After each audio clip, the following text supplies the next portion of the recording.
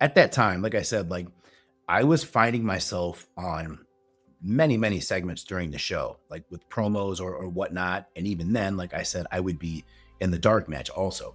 So another interesting thing is like when I did have matches, they were really short.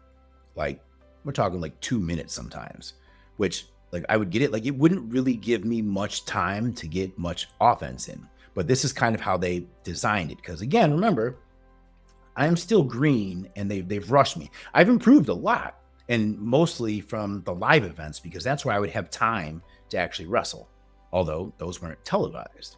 So when I was on Raw or SmackDown, I don't really even get time to show what I can do because the whole point of it was me being a heel and I was to put over the babyface. And that's another thing that I should say during this time is I don't know if, wrestling fans like, hey, we work, you guys, and your work to this day, you don't realize it. But I had a good bit of heat because, like, hey, people were booing the crap out of me, so I actually was kind of considered middle card up a little bit heel wise as a heel, just because people love to boo me. They loved how I took certain things. Big Show's knockout punch, for example, I sold it so well, like the first time that he came in the back, apologized because he really hit me, but he loved it. He loved how I sold it. So he would always ask Vince, like, if I could be the one. So like there was a number of matches I had with Big Show just because I took the knockout punch well. Like there's one like where he had his arm tied behind his back or something like that. But the whole point of it was just for me to sell the knockout. So it was little things that were like, they were matches, but they weren't really matches. It was more of a segment trying to get something over.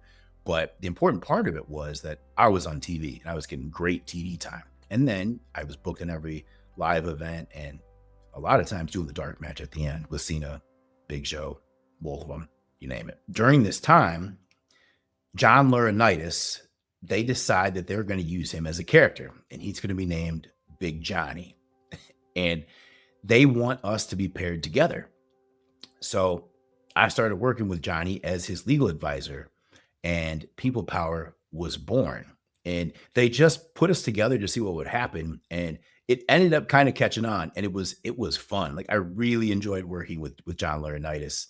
And again, he's the guy that signed me, that gave me my contract. So like, I'll always have some kind of respect for him, for that. Like and be grateful. But it was cool getting to work with him. And this meant that we opened nearly every show. And he was comfortable on the mic, but also they would have me, say something every time. So I got to have a promo at the beginning of nearly every show with Johnny. And then there would be something in the middle. And basically the framework would be Johnny would say something and stick his foot in his mouth and get himself in trouble. And then I would have to go to the ring and wrestle as his proxy. So I would take the bumps for him and everything. So Johnny wouldn't have to. And, he could look like a chicken shit heel and run off or whatever it is. But it was a great spot to be in, and I really enjoyed it. Now, during this time,